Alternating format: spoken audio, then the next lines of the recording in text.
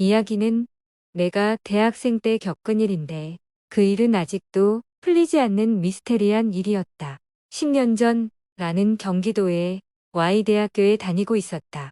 본가가 대구였기에 처음에는 혼자서 고시원에서 지낼까 하려다.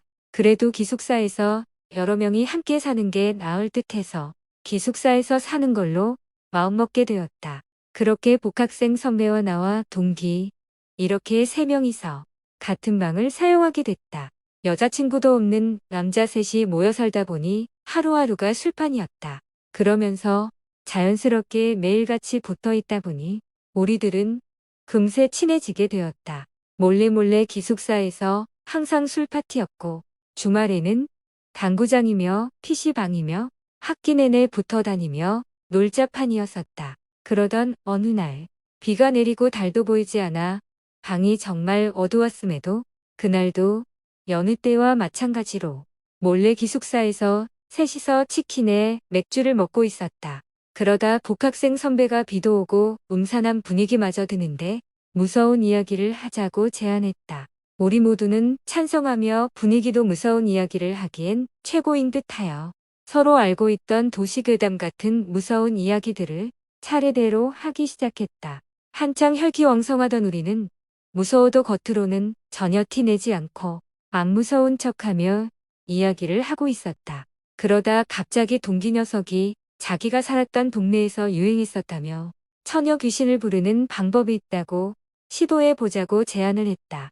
비가 오고 음산함마저 느껴지는 날, 방에 모든 불을 끄고 유독 어두운 곳이나 한기가 느껴지는 곳에 시선을 응시하고 합장을 한 채로 인사를 하면 된다고 했다.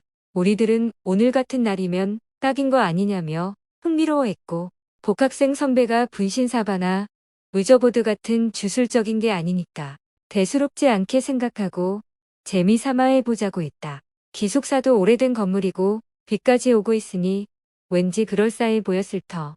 우리들은 기대감과 함께 불을 끄고 가장 어두운 곳을 찾아 합장을 하며 인사를 해봤지만 역시나 아무 일도 일어나지 않았다. 그렇게 다른 곳에다도 똑같이 해봤지만 역시나였다. 나와 선배는 그러면 그렇지 이런 게 될 리가 있겠어?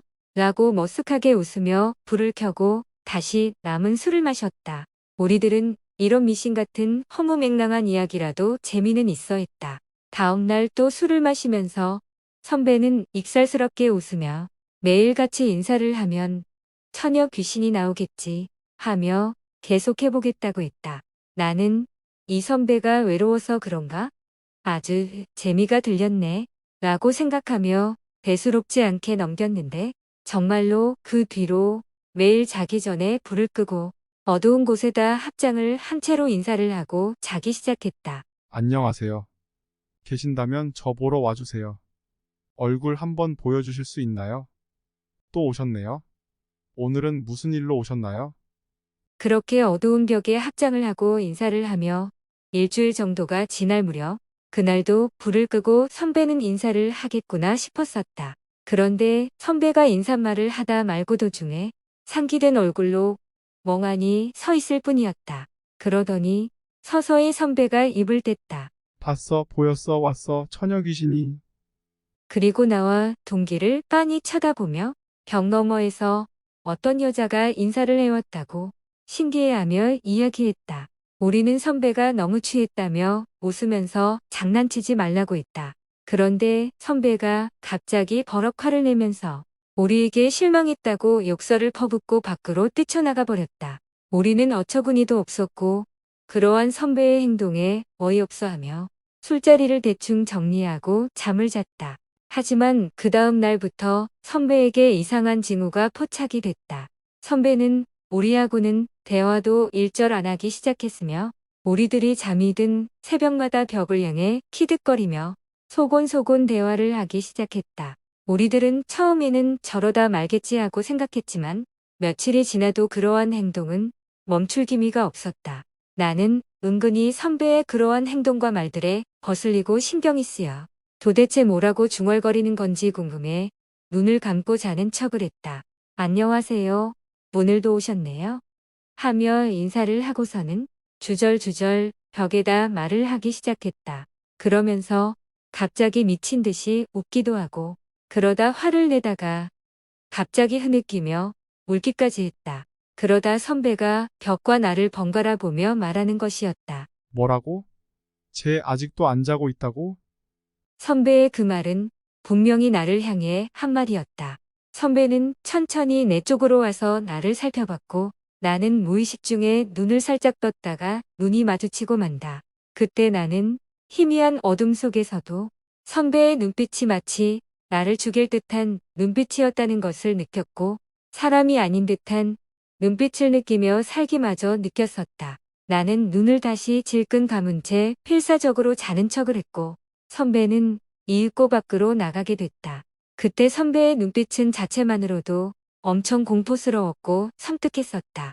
그렇게 밖으로 나간 선배는 다음날 늦은 밤 잠들기 전에 방으로 돌아왔다. 그리고 불을 끈 뒤 얼마 지나지 않아 누군가와 이야기를 하는 것처럼 다시 중얼거리기 시작하는 선배. 나는 그날 밤 이상한 여자의 음성을 희미하게나마 들을 수 있었다. 하지만 뭐라고 하는지는 알 수는 없었고 이내 이러한 상황 자체가 공포스러워지기 시작했다. 선배는 한참을 웃고 속삭이며 누군가와 대화를 하다가 그래, 같이 떠나요. 지금 같이 갈게요.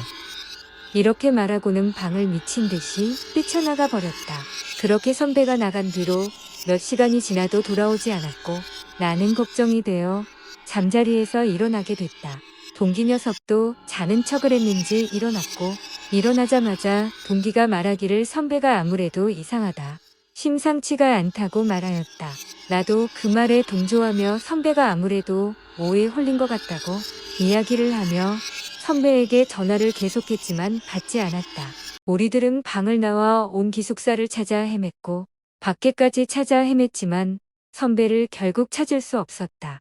우리는 경비 아저씨에게 상황을 이야기했지만 어디 바람이라도 쐬러 갔나 보지라며 대수롭지 않게 생각하셨고 아침이면 돌아오겠지라고 우리들에게 이야기하며 들어가서 마저 자라고 있다.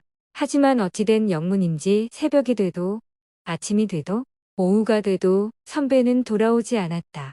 우리는 아무래도 깨름직해서 경찰에 신고를 하게 됐고 그날 밤에 옥상으로 술을 먹으러 가는 학생들에 의해 선배는 죽은 채로 발견이 되고 만다. 발견 당시 선배는 칼을 손목에 그어 극단적 선택을 하게 됐다고 한다. 우리는 신고자로서 경찰과의 간단한 조사를 받게 됐고 그동안 선배에게 있었던 일들을 이야기했으나 욕만 먹고 만다. 그러고선 경찰에서는 극심한 스트레스 우울증으로 인한 극단적 선택으로 사건이 종결되고 만다. 그 뒤로 우리가 있던 방에서는 희미하게 이상한 소리들이 들려왔고 나와 동기는 아무래도 함께 있던 선배가 안 좋게 세상을 등진 것에 대해 신경이 쓰여 기숙사를 나오게 된다. 선배는 정말로 귀신과 이야기를 했던 것이었을까? 평범하게 셋이서 지내다 갑자기 왜 아무 이유 없이 극단적 선택을 한 것일까? 귀신이 그렇게까지 선배를 몰아넣은 것이었을까? 아직도 나에게는 풀리지 않는 미스테리로 남아있다. 이야기가 무섭고 재미있으셨다면 구독, 좋아요 부탁드려요. 시청해 주셔서 감사합니다.